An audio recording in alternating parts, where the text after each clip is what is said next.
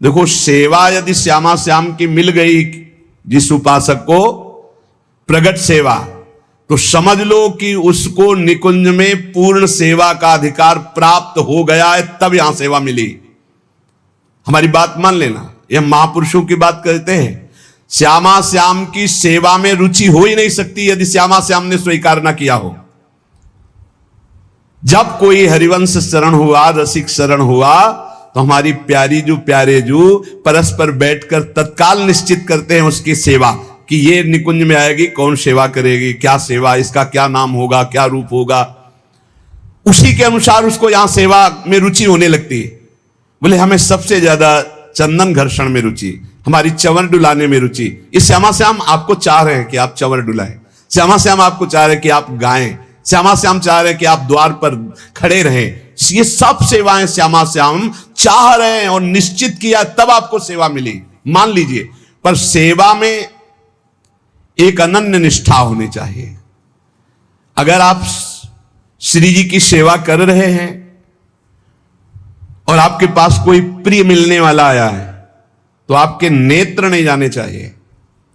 सेवा से हटकर नेत्र गए, इसका मतलब अभी सेवा में प्रीता नहीं। गुरुजन आ जाए तो श्री जी को विराजमान करके खड़े हो गए, वो इतना धैर्य रख ही नहीं सकते, तुरंत आपसे कहेंगे आप सेवा में लगिए, क्योंकि वो जानते हैं सेवा का महत्व। और अन्य कोई प्रियजन आया है या कोई बहुत से बड़ा लाभ का विषय है या बहुत से बड़े हानि का विषय है, सेवा से आंख नहीं हटानी चाहिए।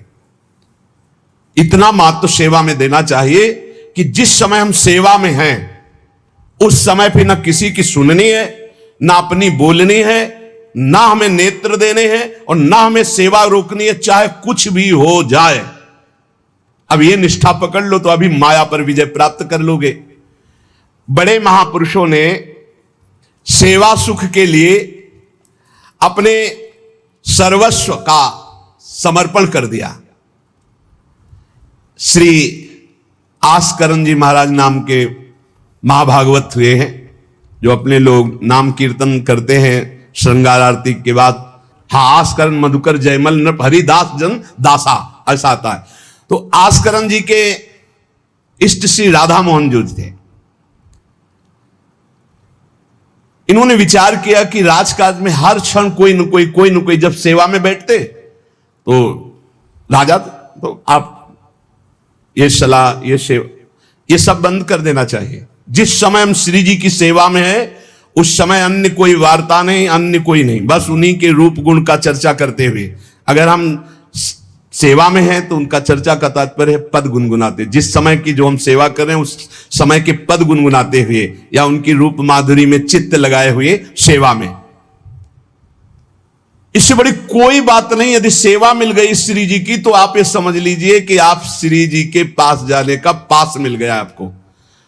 बड़े बड़े महापुरुषों ने कहा भजन करना, साधना करना, ये सब हो सकता है, लेकिन प्रभु की सेवा में अनुराग, गुरु की सेवा में अनुराग, संत सेवा में अनुराग, समाज सेवा में भगवत भाव से अनुराग, ये बहुत कठिन बात है। ऊर्ध्वबाहु विरोमेश न कश्चित शृणोति में धर्मादर्थश्च कामश्च किम धर्मम न सेव्यते। भगवान श्री कृष्ण द्वैपायन व्यास देव जी कहते, मैं दोनों हाथ उठाकर कहता हूं, मेरी बात सुन लो, मान लो। सेवा से सब प्रकार की संपत्ति प्राप्त हो जाती है, जो चाहिए आपको, लौकिक पारलौकिक। हाथ उठा के कहता हूं, मेरी बात मान लो। भगवान व्यास देव जी कहते हैं जो सेवा धर्म है, भगवत सेवा, समाज सेवा, भगवत भाव से की हुई सेवा, शब्द निष्काम होता है, जहां कोई कामना नहीं की जाती और प्रीत्यर्थ, जिसकी सेवा करें उसको सुख पहुंचाने का भाव, तभी सेवा शब्द सार्थक होता है। कोई भी ऐसी कामना नहीं जो सेवा से पूर्ण ना हो जाए। जो सेवा धर्म का आचरण करता है उसके संपूर्ण जीवन में आनंद ही आनंद, सुख ही सुख रहता है। और लोग कहते हैं धर्मात्मा को दुख मिलता है। तुम क्या जानो, तुम बाहरी बात देखकर कहते हो दुख मिलता है। हृदय आनंद में वो डूबता है जो किसी भी वैभव में, किसी भी सुख में, किसी भी अनुकूलता में नहीं होता। अभी आपने सेवा धर्म को स्वीकार नहीं किया।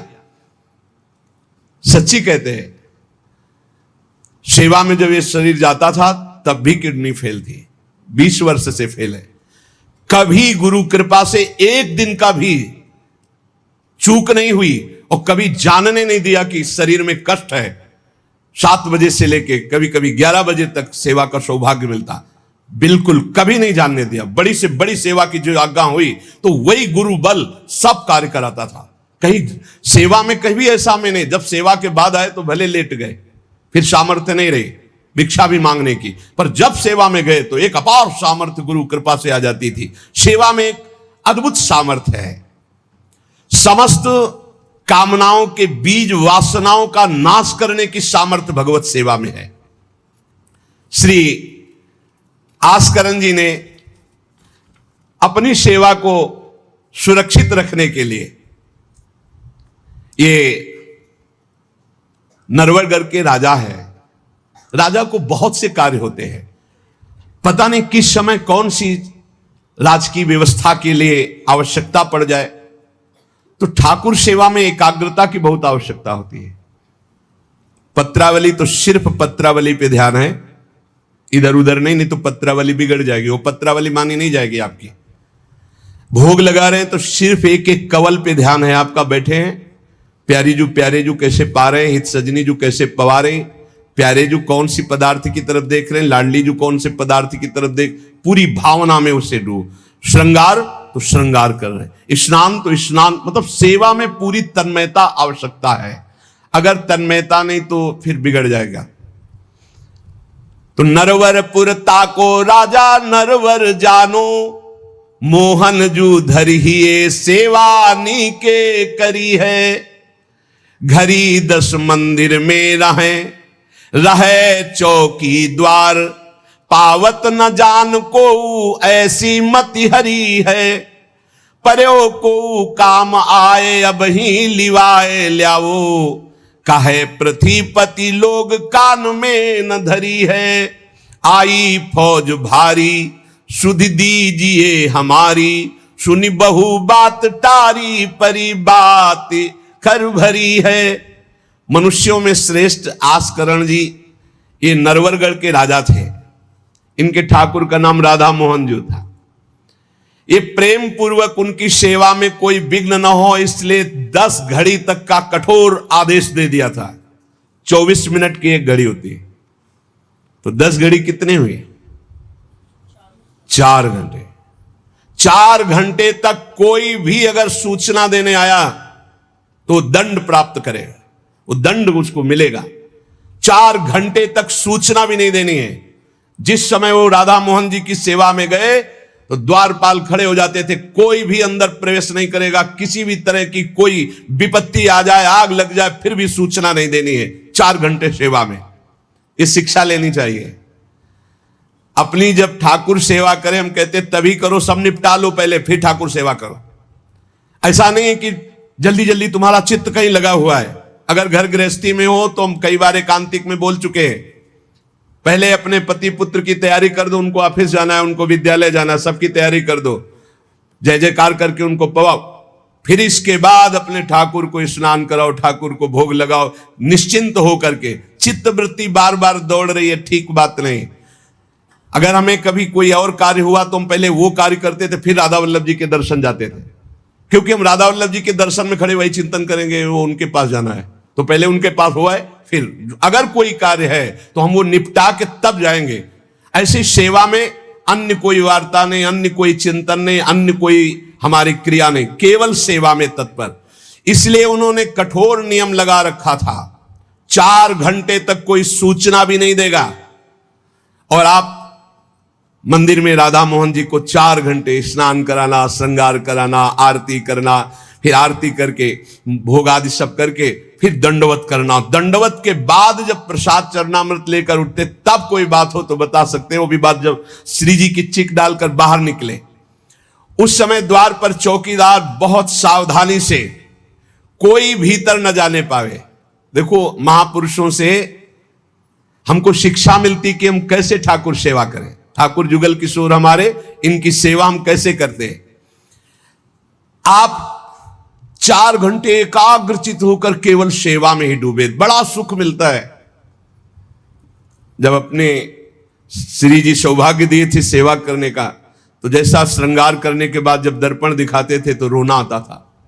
अपने प्रभु को श्रृंगारित देखकर जो हृदय में सुख मिलता है, रोम रोम आनंदित हो जाते थे।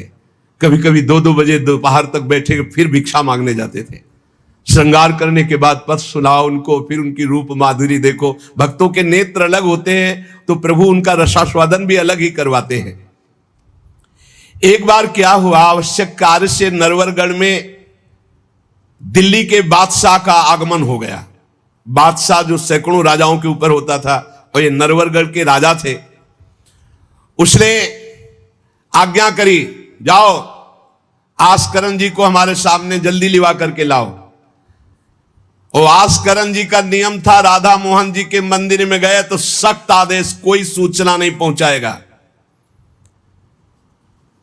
सब आस्करन जी के जो रक्षक थे उन्होंने मना कर दिया, नहीं महाराज, ये आपकी सूचना भी नहीं पहुंच सकती, 4 घंटे आ ही नहीं सकते आस्करन जी।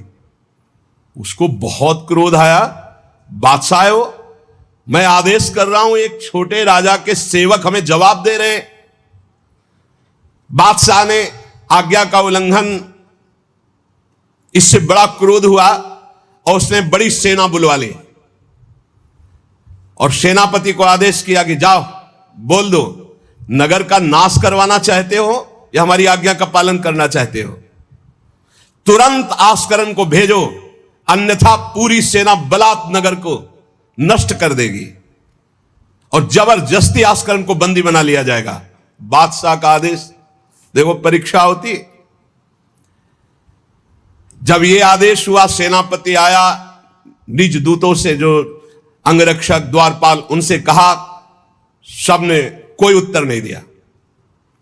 4 घंटे तक हम अपने राजा को सूचना भी नहीं दे सकते, जो तुम्हें करना हो करो।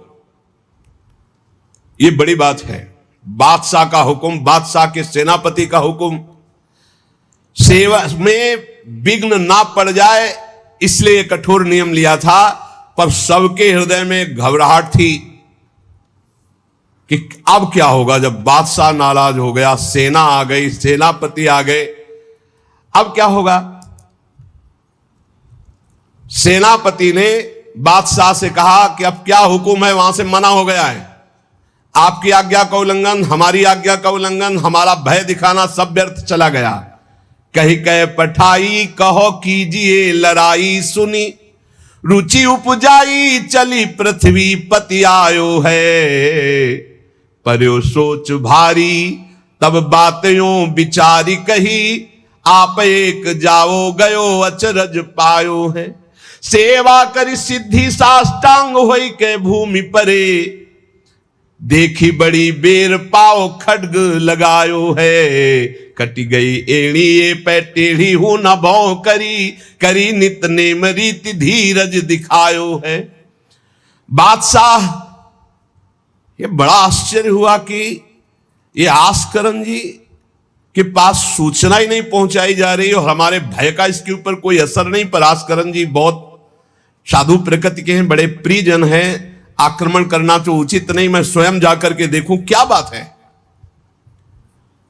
राजा थोड़ा भाव से युक्त हुआ, नहीं तो रजोगुण में फिर ऐसा भाव कहां होता है। पर आस्करन जी की भक्ति का प्रभाव कि उसके ये देखो चल के आखिरकार है क्या। बादशाह स्वयं आया। राज कर्मचारी अब विचार में पड़ गए कि बादशाह को कैसे रोका जा सकता है। सब जितने उनके अंगरक्षक सबको रोक दिया। ये बड़ी बात है, यह है भगवान की आराधना का बल। नहीं, बादशाह को कौन रोक सकता है, एक छोटे राजा ये है। उनके सैनिकों ने, द्वारपालों ने रोक दिया और बादशाह से कहा, राज आज्ञा का उल्लंघन हम नहीं कर सकते, नाम सूचना दे सकते हैं और ना किसी और को अंदर जाने दे सकते हैं, किसी और को अंदर नहीं जाने दे, तो हम जा सकते हैं। बोले हां, आप बादशाह हैं, आप जा सकते हैं, लेकिन आपके साथ कोई नहीं। बादशाह राजी हो गया। देखे आखिरकार अंदर क्या है। वहां जाके देखा तो आस्करन जी की सेवा हो चुकी थी संपूर्ण। अब वो दंडवत कर रहे थे, कई बार हमने प्रार्थना की है उपासकों से कि 11 दंडवत, 21 दंडवत, 51 दंडवत, 108 दंडवत, जितनी सामर्थ्य हो नियम ले लो, रोज करो, 4 परिक्रमा करो श्री जी की, और 11, 21, 51, 108 दंडवत करो। जो स्त्री शरीर के साधक हैं वो पंचांग दंडवत करें। पंचांग किया, खड़े हो गए, हाथ जोड़ा, मंत्र जपा, फिर पंचांग किया, फिर खड़े हो गए। ऐसे ही जो पुरुष शरीर साधक है वो साष्टांग करें। साष्टांग किया मंत्र जपते हुए, फिर खड़े हो गए, हाथ जोड़ा, फिर मंत्र जप कर प्रणाम किया, फिर साष्टांग, फिर ऐसे। हमें लगता है कि होती होगी दंडवत, करते होंगे, क्योंकि ये नियम तो बहुत पहले से दिया और ये करना ही चाहिए। सच्ची कहते हैं बड़ा सुख मिलता है जब अपने इष्ट के चरणों में साष्टांग लौट कर और उनकी तरफ देखते हुए। बहुत कृपा होती, बहुत कृपा होती। यावत स्वस्थमिदम कलेवरम यावत च दूरे जरा, जब तक ये शरीर स्वस्थ है बुढ़ापा दूर है। आनंद लूट लो भाई, ये कमाने का समय गंवाने का नहीं है।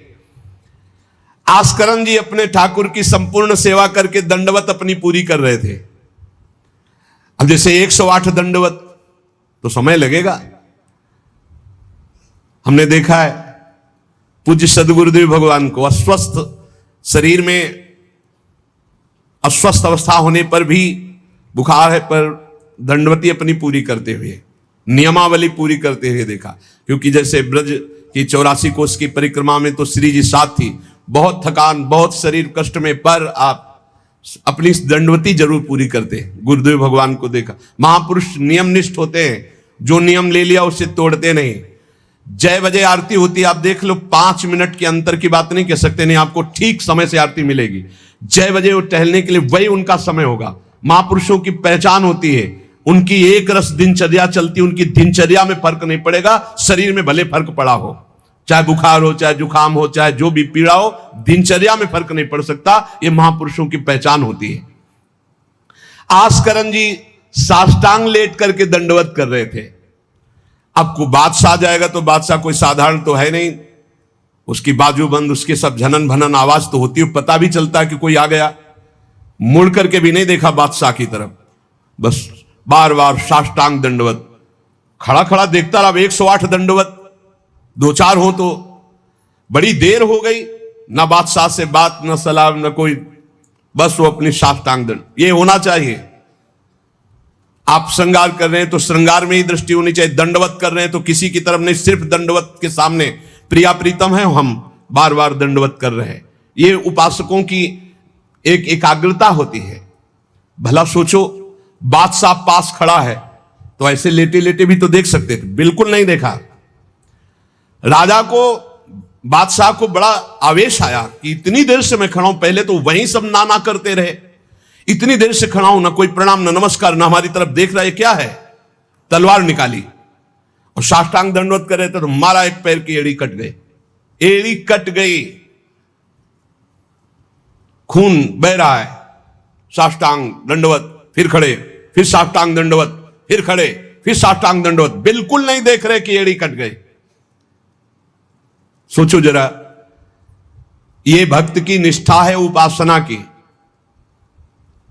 यहां तो अगर एक चींटी काटेगी तो थोड़ी देर लौट करके पहले देखेंगे क्या हो रहा है, फिर दंडवत। एड़ी कट गई, लेकिन किसने काटा, ना ये बात देखी।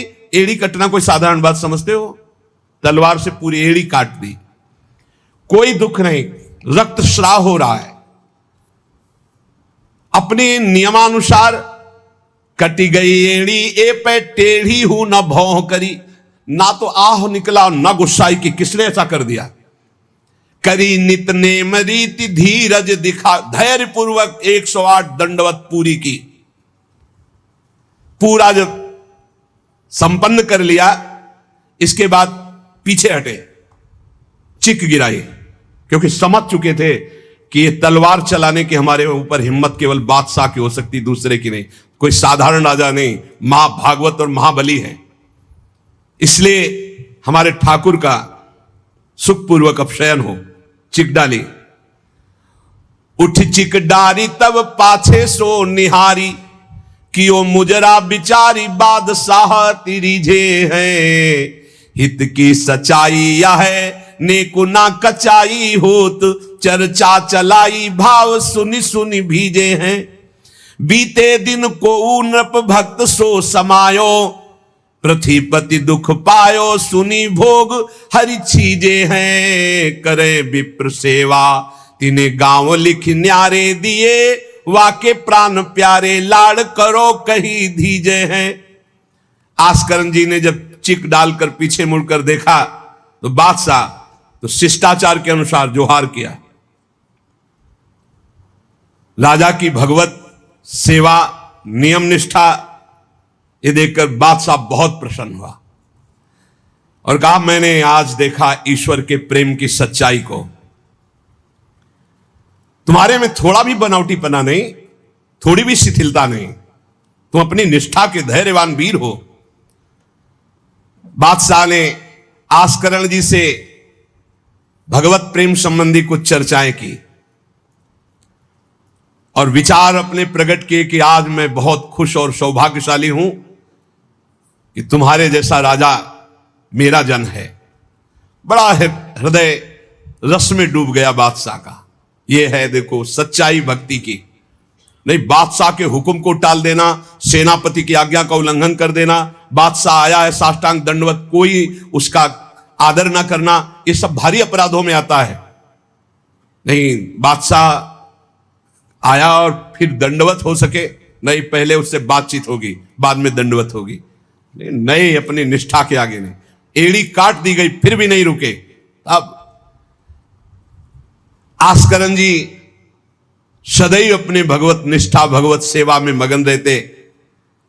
राजा बहुत प्रसन्न होकर के कहा कि अब जिस कार्य के लिए हम आए थे अब उस कार्य की जरूरत नहीं है, और अपनी जेब से अपनी रुमाल निकालकर अपने हाथों से उनके चरणों की एड़ी में बांधा और कहा तुरंत चलिए राजवैद्य के द्वारा इसे, और आज से हमारी तरफ से आपके ठाकुर की सेवा सुख संविधान चलेंगे। हम विशेष विशेष प्रकार की आपकी ठाकुर सेवा में सहयोग करें। आस्करण जी ने कहा भगवत कृपा है, सब भगवत कृपा है, सेवा यथार्थ रूप से चल रही है। नियम की सच्चाई और हृदय में कोई छल कपट नहीं, रोष नहीं, ये भगवान के भक्त में विशेष लक्षण होते हैं। भगवान के भक्त में छल कपट नहीं और अपराध करने वाले पर भी रोष नहीं। उमा संत कई यही बड़ाई, मंद करत जो करे भलाई। अगर सच्ची आराधना सच्चा प्रेम तो सबको बदलना पड़ेगा। बादशाह का भाव बदल गया, जो आवेश में था क्रोध में था। सच्चाई से अगर थोड़ी भी ठाकुर सेवा की जाए तो माया पर विजय प्राप्त की जा सकती है। साधो भाई भजन किया सोई जीता, जो सच्चाई से भजन किया सच्चाई से सेवा की वही इस माया पर विजय प्राप्त किया। एक बार राजा आस्करण जी के शरीर में बहुत जोर का बुखार आ गया, ऐसा बुखार कि न उठने की हिम्मत न शरीर की शुद्धि, और नियम की निष्ठा थी ही। अब भारी कष्ट, एक तो शरीर उठने लायक नहीं, भारी बुखार, और दूसरा सेवा। अब वो इस बात के चिंतित थे कि सेवा कैसे होगी। तो ठाकुर जी ने स्वप्न में अपने किसी निजजन पंडा से कहा इनको किसी औषधि की जरूरत नहीं, मेरा चरणामृत पिला दो, स्वस्थ हो जाएंगे, सेवा में आ जाएंगे। वो गए और उनका ठाकुर जी ने स्वप्न में आकर के कहा है कि आप ठाकुर जी का चरणामृत पी लीजिए, आप स्वस्थ हो जाएंगे।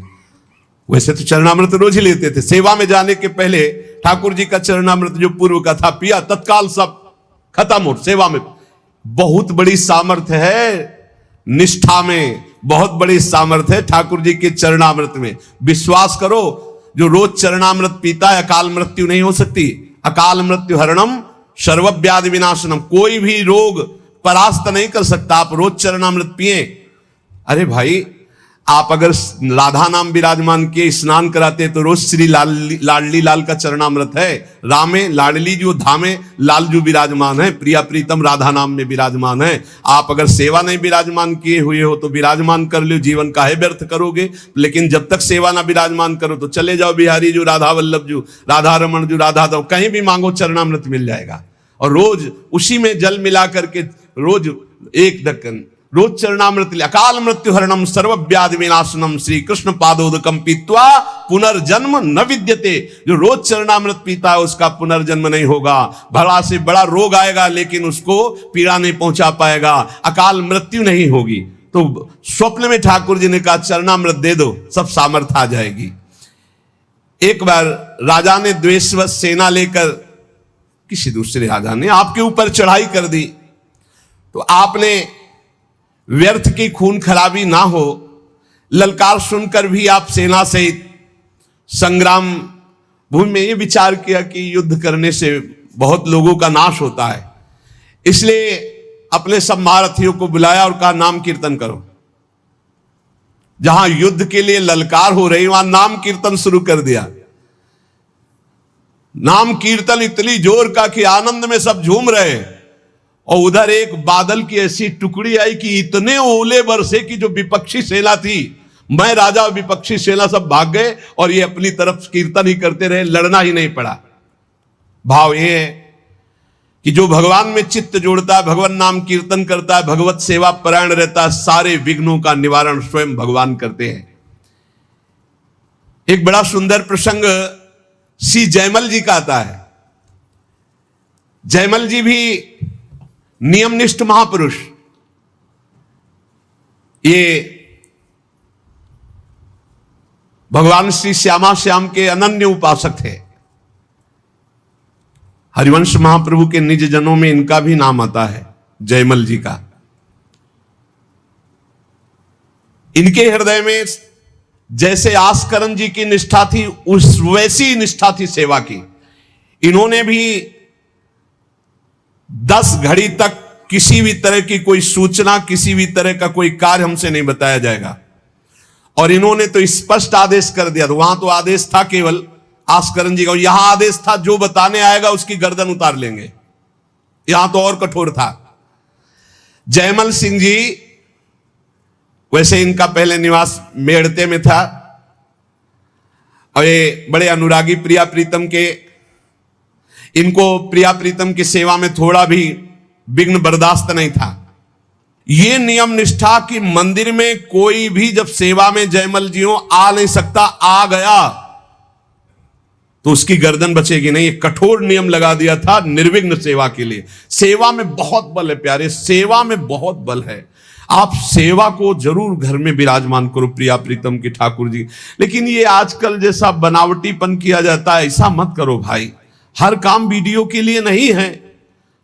छोटी छोटी बातें, आप अपने ठाकुर जी का भोग, ठाकुर जी का स्नान, ये वीडियो के लिए है, ये पैसे के लिए है।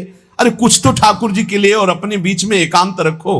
चलो गान बजान है, ठाकुर जी की ऐसी बातें हैं जो आनंद ले, सब वो बात तो ठीक है, लेकिन आप स्नान करा रहे हो, आप ठाकुर जी को भोग लगा रहे हो, आप ठाकुर जी की ये बातें तो गुप्त रखो। ये अपने और ठाकुर के प्यार के विषय की बातें तो गुप्त रखो। ये सब वीडियो के लिए नहीं होता है। कुछ मंगल जगत का हो सके, कैसे अष्टयाम सेवा करते हैं वो बातें तो ठीक है, लेकिन आप लोग अपने घरों में जो ठाकुर विराजमान के सब बातें वीडियो में मत। अब आजकल हर उद्देश्य वीडियो का होता जा रहा है। छुपाने की तो बातें कुछ नहीं हो रही, हर बात छपाने की हो रही। सत्संग है, एकांतिक है, कुछ कीर्तन है, कुछ भजन की बातें हैं, वो तो चलो लोक मंगल के लिए, लेकिन अपने ठाकुर की जो विशिष्ट एकांतिक सेवाएं हैं वो बातें गुप्त रखनी चाहिए। ऐसा नहीं कि जो पर्दा करके अपने ठाकुर जी का स्नान कर रहे हैं, पतला, हाँ आप श्रृंगार करके आ गए, आप दर्शन करो, आरती करो, सब कोई, जैसे राधा वल्लभ जी के देखो आरती के दर्शन होते, लेकिन आप दर्शन नहीं कर सकते कैसे स्नान कराया जाता है। आप अंदर दर्शन नहीं कर सकते कैसे भोग लगाया जाता है। कभी कभी जैसे 56 भोग किसी भारी उत्सव में तो एक कुछ घंटे के लिए दर्शन, वो बात अलग है। तो अपने ठाकुर घर में जो विराजमान है, बिल्कुल जो निकुंज के ठाकुर वही है, अपनी भाव निष्ठा रखो। जयमल जी ये नियम लगा लिए थे कि अगर सेवा के समय कोई भी समाचार देने आएगा तो उसे मार डाला जाएगा। इतना कड़ा शासन। और यह बात प्रसिद्ध हो गई थी कि 4 घंटे जयमल जी निकलेंगे नहीं मंदिर से। तो जयमल जी का एक मंडोर का जो राजा था वो भाई लगता था, उसने विचार किया कि बहुत अच्छा 4 घंटे का समय है, जयमल जी के पास सूचना कोई दे नहीं सकता, और इस समय आक्रमण किया जाए तो पूरे नगर को कब्जे में कर 4 घंटे का युद्ध, और वो निकलेंगे नहीं, और कोई सूचना देने जाएगा तो मार डाला जाएगा। बहुत बढ़िया अवसर है कि पूरे नगर को अपने कब्जे में कर लिया जाए। भारी सेना चारों तरफ से पूरे नगर को घेर लिया गया। अब ये जब सैनिकों से पता चला तो हाहाकार मच गया कि बिना राजा के आदेश के युद्ध कैसे छेड़ दिया जाए। चारों तरफ से शत्रु पक्ष सैनिकों ने घेर लिया है। सबने विचार किया कि आज्ञा हो जाए तो अभी युद्ध हो जाए, पर आज्ञा लेने कौन जाए? जो जाएगा मार डाला जाएगा। जयमल जी का आदेश है। अब जयमल जी की माता जी को तैयार किया गया है कि आप जाओगी तो आप पर वो प्रहार नहीं करेंगे और आपकी बात सुन लेंगे। माता जी भी डरती हुई गई, क्योंकि आज्ञा थी कोई नहीं आएगा, अगर जो भी आएगा उसकी गर्दन उतार दी जाएगी, मार डाला जाएगा। माता जी को इसीलिए भेजा गया कि बस आप केवल सूचना दे दो और वो आज्ञा दे दे, संभाल तो सब यहां लेंगे, आज्ञा दे दे। वो गई, जयमल जी ठाकुर जी की श्रृंगार में थे, पीछे से कहा, बेटा शत्रु पक्ष ने पूरे नगर को घेर रखा है, तुम्हारी क्या आज्ञा है? उन्होंने उत्तर दिया, भगवान सब भली करेंगे और आप जाओ। दूसरा शब्द नहीं, भगवान सब भली करेंगे, और इशारा किया। अगर दूसरा होता तो प्रण पूरा करते, लेकिन मां है इसलिए इशारा किया, वापस चली जाओ। मुड़ के नहीं देखा, बस एक शब्द का, भगवान सब भली करेंगे। यह नहीं कहा कि युद्ध प्रारंभ कर दो, मैं सेवा करके आऊंगा, ऐसा कुछ नहीं। भगवान सब भली करेंगे, और इशारा किया कि आप वापस चली जाओ। ज्यों के त्यों सेवा में लगे रहे। भगवान ने देखा कि ये तो बिल्कुल बेपरवाह है, और सैनिक चारों तरफ से घेर लिए हैं राज्य को, तो स्वयं प्रभु घोड़े पर सवार हुए जयमल जी के। अब उनको कुछ कहने की जरूरत थोड़ी है। राजा का जो शाही घोड़ा था, उस घोड़े को तैयार करके उस पर विराजमान होकर के अकेले शत्रु पक्ष को परास्त किया। अकेले सबको मूर्छित करके मारा, एक को भी नहीं। और आप घोड़े को घुड़सवाल में बांधकर अंतर ध्यान हो गए। सैनिक देख रहे हैं जो सुरक्षा में है कि कोई आक्रमण नहीं हो रहा, सब शांति है। नजदीक गए तो सब मूर्छित पड़े। उनका जय हो, हमारे महाराज की जय हो गई, शत्रु पक्ष तो मारा गया। पूरी की पूरी सेना मूर्छित। जयमल जी सेवा समाप्त की, संपन्न की श्री जी की, और बड़े आवेश में सीधे गए जहां उनका घोड़ा विराजमान रहता था, घुड़सार में। तो घोड़े को देखा तो पसीने से लथपथ और हाँफ रहा था। ऐसा कैसे हो सकता है? घोड़े की सवारी इतनी तीव्र गति से किसने की? इतना हाँफ रहा, पसीना पसीना हो रहा है। तो जो घोड़ा तैयार करते थे वो साथ में थे जयमल जी के। तो उन्होंने कहा कि प्रभु, घोड़े को तो ले जाते हुए कहीं किसी ने नहीं देखा, पर घोड़े की हालत तो ऐसी जैसे बहुत दौड़ाया गया हो, बहुत मेहनत की गई हो। तो उनका ठीक है, चलो इस समय विचार करने का विषय नहीं, दूसरे घोड़े को लो। राजाओं के पास कई घोड़े, और सैनिक सजाओ, वहां चलो। तो उनका प्रभु वहां जाओ, वहां तो सब मारे गए हैं। किसने मारा? वहां जाकर देखा तो सब सेना घायल और मूर्छित पड़ी थी, जान से कोई एक भी नहीं मरा था। और जो राजा वो भी घायल। जयमल जी नजदीक गए, देखा तो कि ये मेरा वो भाई ही है, मेरा शत्रु बनकर के आया है। तो वो रो के कह रहा था कि भाई, मुझे नहीं पता था कि तेरा सांवला सिपाही एक ही इतना बलवान है। मैं कभी युद्ध में नहीं आता, मैंने कभी तुम्हारे उस वीर को नहीं देखा। वो सांवला सिपाही कौन था जिसने अकेले मेरी सारी सेना को मूर्छित कर दिया और मुझे बाण से तो घायल किया और नेत्रों से ज्यादा घायल कर दिया। एक बार तुम दिखा दो अपने उस सांवले सिपाही को, मेरा हृदय तड़प रहा है उसके लिए। उसकी वो सुंदर चितवन, उसकी मुस्कान ने मेरा मन हरण कर लिया। शत्रु पक्ष के ये है ही ऐसे, जब सूप नखा की नाक कान भगवान ने लक्ष्मण जी के द्वारा, वो जब गई खरदूषण के समीप, भारी बलवान असुर, भारी सेना सजाई, अभी चलते हैं। जब वहां गए तो राम जी का रूप जब देखा तो कह रहे हैं, यद्यपि भगनी कीन कुरूपा, यद्यपि तुमने अपराध किया, हमारी बहन को कुरूप बना दिया, लेकिन बध लायक नहीं, तुम मारने लायक नहीं, बहुत सुंदर हो।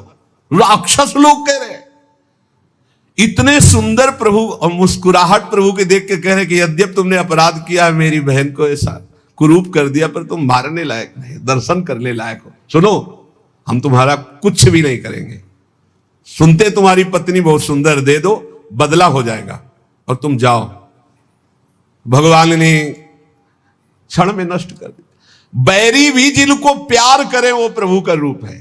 ये बैरी राजा क्या कह रहे, बाणों से तो घायल ही कर दिया, नेत्रों से भी घायल कर दिया। एक बार उसको दिखा दो जो आपका सिपाही है, सांवला सिपाही। श्री जयमल जी ने प्रेम विभोर होकर कहा, तुमने देखा, मेरे तो नयन तरस गए, तुम्हें दिखाई दिए, आज तक मैंने नहीं देखा। और जयमल जी के अश्रु चलने लगे। वो समझ गया कि ये सिपाही कोई और नहीं, जयमल जी जिनकी आराधना करते हुए भगवान श्याम सुंदर है। वो अपने भक्त की रक्षा करने के लिए आए। अहो भाग्य, दुश्मनी का भाव ही सही, पर मेरा भाई तो है ना, इस कारण भगवान ने मुझ पर कृपा की कि मुझे दर्शन का सौभाग्य मिला। और जयमल जी के चरणों में प्रणाम किया और कहा, आज के बाद कभी जिंदगी में आपसे वैर का भाव नहीं रखेंगे और आपके उसी सांवल सिपाही के ध्यान में निरंतर हम मगन रहेंगे। नित्य भगवान की सेवा करने की प्रतिज्ञा जयमल जी के शत्रु के मन में भी भक्ति प्रकाशित कर दी। यह है प्रचार। जब अंदर होता है प्रसार तो सबके हृदय में होता है प्रचार, और जब अंदर प्रसार नहीं तो बाहर प्रचार लाख करते रहो, कुछ नहीं होता। बुरा करने भक्त का आए थे तो भगवान ने उनका मंगल कर दिया। क्यों कर दिया? किसी भी तरह से भक्त का संबंध तो है, भक्त का भाई तो है ना, मंगल हो जाता है। किसी, इसीलिए कहा जाता है वो कुल, वो परिवार धन्य है। भले ही किसी भाव से सही, भगवान से जुड़े हुए भक्त के संबंध में यदि आता है उसका परम मंगल हो जाता है। जयमल जी ने लौट करके गए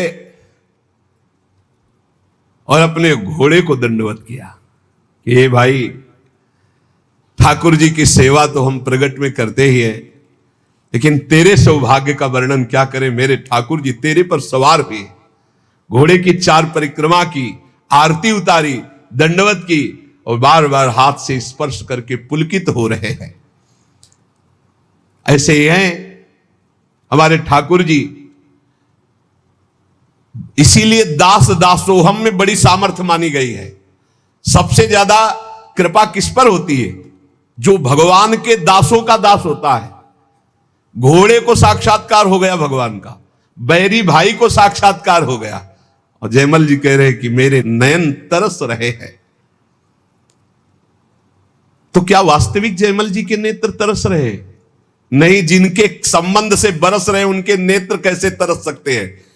पर ये हैं ही इतने प्यारे कि तन मन के बिछुरे नहीं, पर चाह बढ़े दिन रैन, कबो संजोग न मानहि, देखे भरी भरी नयन। तो हम श्री श्यामा श्याम के दास हैं। श्यामा श्याम ही हमारी साधना है, श्यामा श्याम ही हमारे साध्य है। 8 पहर हम नाम जप करें, श्री जी की सेवा पर बहुत ध्यान दें। जिसको जो सेवा मिली वो बड़ी महान सेवा है। कभी ऐसा ना समझे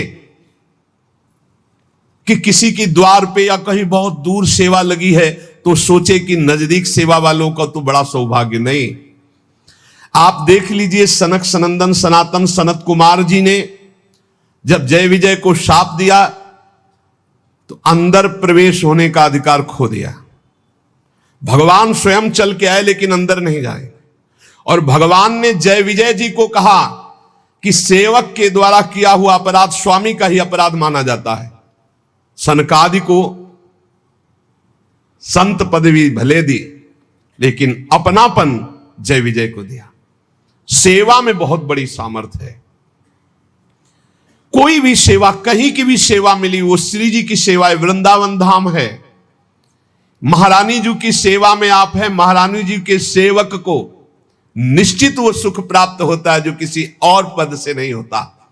बस सेवक शरण सदा रहे, अनंत नहीं विश्राम, कै वाणी हरिवंश की, कै हरिवंश नाम। या तो वाणी जी और या नाम जी, ये हमारे जीवन है, यही हमारा सर्वस्व है। हर समय नाम वाणी में रहो और सेवा में तन्मयता रखो।